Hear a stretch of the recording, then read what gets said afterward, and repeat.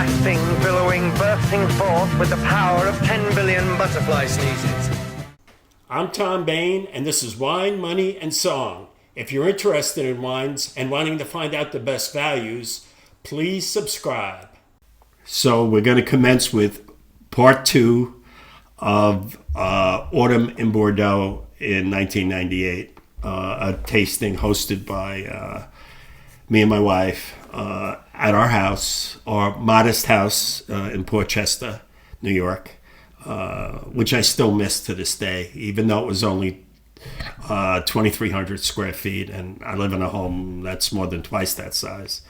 I still love that house. It was the first real home I ever had, and doing tasting like this is another great memory that we did. Before I go into the second part of the tasting, I want you to remind you that there were a lot of water breaks in this tasting. There's a lot of bread out there. I did a few mellow cheeses, but I told them to eat the bread so it absorbs the alcohol. And most people would keep it up. You know, they were professionals. A few of my retailers are more grizzled and they drink a lot more than the restaurateurs do. So they were handling it better. But everyone acted like adults. No one got crazy. So I was sort of proud of that.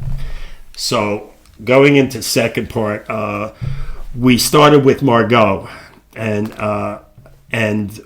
the first wine from the appellation of Margaux was Chateau Palmer, 1978. And as I said, the 78 vintage was a miracle vintage, and the wines were very good when they thought that they weren't going to be very good. And a lot of people initially, I think, thought a little too much of them. They were very good wines, but I can't think of a great wine from 78. I'm trying to think. Lafitte was it really. I can't think of a great wine. There's some very good wines from 78, and the Palm is very good. The Palm is very good. They have a little more Merlot in there, so that helped with the ripeness of the wine. Then we went on to Chateau Margaux, 1981. Which, if you think about it, the 82 and 83 Margaux were really thought of very, very highly. And to be honest about Margaux is not my favorite first growth. Now, Margaux can make great wines. And the 81 Margaux is very elegant and well made. And it's one of the better 81s. Really great fruit. It has the crushed violets in it. Very soft. Not very tannic, but very balanced. And was an excellent wine. And people forget about the 81 vintage, but there's some good wines in 81. So we went on to Saint Eustache, and we did the 1979 and 1982 Cas Esternel side by side. And the 79 vintage, I remember when I was living out on Long Island, I did the 1979 tasting. And I was surprised how nice the wines were. I didn't say how great the wines were. They were very nice. They were very balanced, elegant wines with great acidity. They never knocked you over, but they were so fine and Bordeaux-like. And I had a bottle of the 79 Coesternel recently, within 6 months ago, and the wine is still super and together. It's not lush, but it has good skeletal construction, and it's held together well, and the wine's very good, and it showed very well in this tasting. We went to the 82, which is a bigger, riper, richer wine, and more lush in the palate, and more tannic. And side by side, you saw the vintage variation, and very good. Then we went to the 1989 Montrose, which is considered very highly. The 89 and 90 Montrose is considered two of the great vintages of Montrose. And it's a very big Montrose. It's ripe. It's filled with fruit. Very big in the mouth. Great length. And it deserves the acclaim that it gets. And it's still to this day very formidable. And one of the great Montroses. And we're going to move on to Saint-Julien. And Saint-Julien, we had two wines. We had Du Cru Beaucaillou 82 and 1982 Léoville-Escasse. Now, the 82 Du Cru Beaucaillou is a beautiful wine. I'm a lover of Du Cru Beaucaillou, the Bory family, a great wine family, and makes great wines. And Du Cru, I think, is considered to be their best estate. And the 82 Du Cru Beaucaillou is a beautiful wine. Full of fruit, typical Saint-Julien qualities, and perfectly balanced. While the Léoville-Escasse, and both of these two wines are considered super seconds growths. And the 82 Léoville-Escasse is a big wine. It's a big tannic wine. And even to this day, the 82 is still has a bit of tannin. And it's one of those Van de Garde, meaning it's a wine for the ages, and it's going to age a long time. I enjoyed the Du Cru Beaucaillou a little more than the 82 Léoville-Escasse, but the 82 Léoville-Escasse is a very formidable wine and needs even more aging. And two excellent wines. Then we go on to Pauillac, and we have Lafite Rothschild 1982. Now, I didn't skimp on these wines. Yeah, I didn't skimp. I brought out the biggies on this, and you're seeing as I'm just going through this.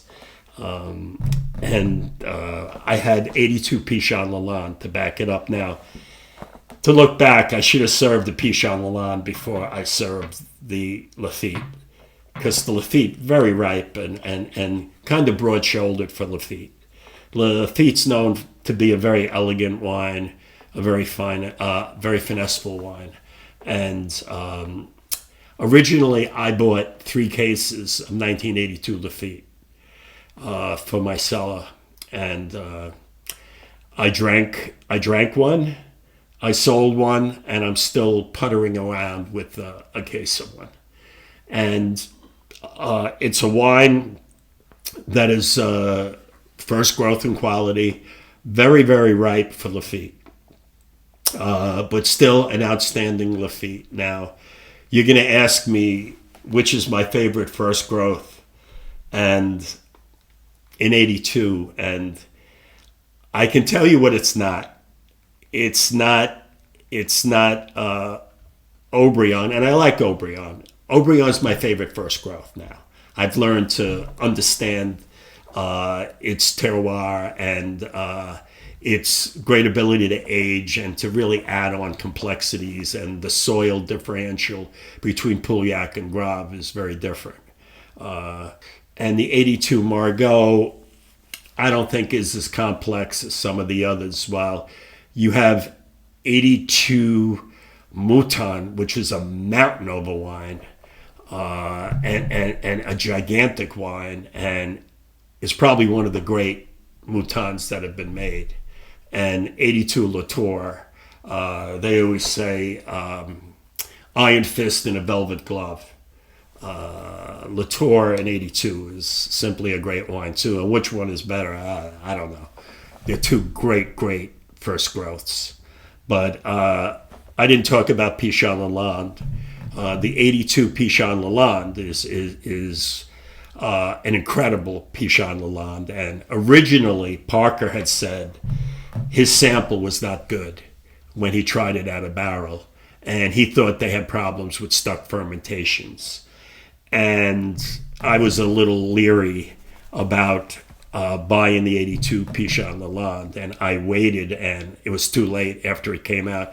Parker blew the doors off of it and said it was a great Pichon Lalande, and by luck, I was able to trade a case of 78 Pichon Lalande for a case of 82 when we were having a tasting in the office. I think I had mentioned this one time before, that they needed a case of 78 Pichon, that it didn't get sent with the order. And so I traded a case of 78 Pichon for a case of 82, and I'm very happy I did that.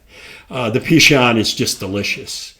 Very 82-like, round, full of elegance, flavor, roundness, and to this day, it's still showing as an incredible Pichon Lalande. And then we sat down for dinner, believe it or not. After 22 wines, we sat down to dinner, and we had a filet de boeuf with Bordeaux sauce that my wife, and I think back then I spent $150 for the piece of meat. And not hard to cook. Just season it, get a high quality piece of beef, and my wife makes a very good Bordeaux sauce. We put it on that, and all the chefs appreciated it. That we knew we couldn't do something super fancy, but they appreciated the quality of the food, of the meat and the sauce, and they couldn't thank me enough at the end of the night and thank my wife for what she did. We had scalloped potatoes with it, and French green beans with garlic and butter sauce. And the wines we served were from Magnum, and the two wines were 1985 Haut-Brion and 1982 Margaux from Magnums. And in my book, the 1985 Haut-Brion is probably the wine of the vintage in 1985. And as I said, very unrecognized vintage, very elegant, very claret style, but very balanced. And if you want to learn what Bordeaux is like, drink some of these 85s. And as I said, I don't know, a few times, the 1985 Léoville Escasse is one of the wines, and tremendous, one of the great wines I've tasted from Léoville Escasse. And I don't hear many people talking about 85 Léoville Escasse. Incredible wine. Such complexity and it had majesty to it.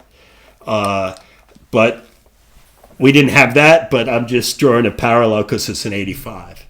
And we had the 82 Margaux, and as I said, 82 Margaux is not my favorite first gross, but 82 Margaux is full of fruit, crushed violets, and really delicious, and very, very drinkable. And it aged well, and the wine is a fantastic first growth, but just delicious and very high level Margaux.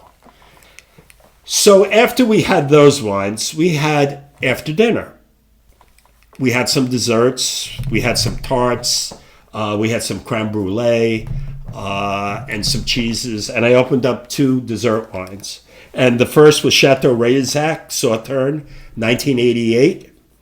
And really a delicious wine. And when you get a fine Sauterne and you get these fruits in them that kind of caramelize over the period of years, and you get apricots, pineapples, and Sauterne, and the Semillon that's in the Sauternes gives it a perfume to and a richness to this. And 88 was a really good Sauterne vintage.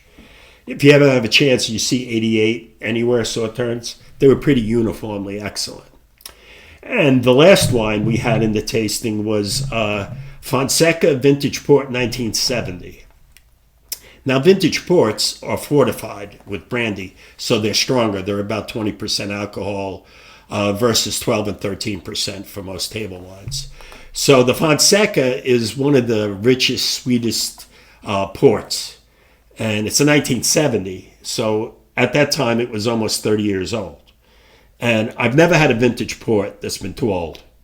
I've never had one that's too old. And the 1970 is a classic year. The 63s and the 70s are 2 great vintages, and 63 Fonseca is a great wine. And then you hop to 1977, 83, 85. And those are great port vintages. And a ports are generally very sweet, very liquorish, and very complex in flavor. And you really need to have a chunk of cheese with vintage ports. And I know people smoke cigars with them, but I don't agree with smoking cigars with wine. But you do what you want to do. You're an adult. And that filled out our tasting. And it was a grand tasting. And I was very happy I did it. It was a lot of work. Me and my wife killed ourselves to do it with prep. Cleaning the house is just a trial whenever you have people over. And then preparing the food, getting the wines out, pulling the corks and doing it. But all my accounts couldn't thank me enough. And in the street the next week, people were calling my office and saying, "Hey, I heard you did a tasting and you had all these great wines." And they had to say, "Well, it really wasn't us. It was one of our salesmen had a special thing for some of his friends and some of his clients." And I was hoping that some of them would say, "Well, hey, why can't I have him as a salesman?" But I was very happy to do it. And I always say, great wine should be shared. And my major job in the wine business has always been as an educator. And when I started in retail, I educated my customers about wine, which was the best values, and how to teach them to trade up. And then when I went to work at Gallo, still, I was an educator. I was an educator. I try to teach my clients. And Chateau and Estate, I was selling some of the best wines in the world, imported wines in the world, Burgundies and Bordeaux. And this was a great opportunity that I could show off our wares in Bordeaux and what I was as a person and as a professional. So I'll never forget that tasting. And you should have been there, because I don't know how many people have ever gone to a tasting like this. So next time you get the chance, come on over to my house.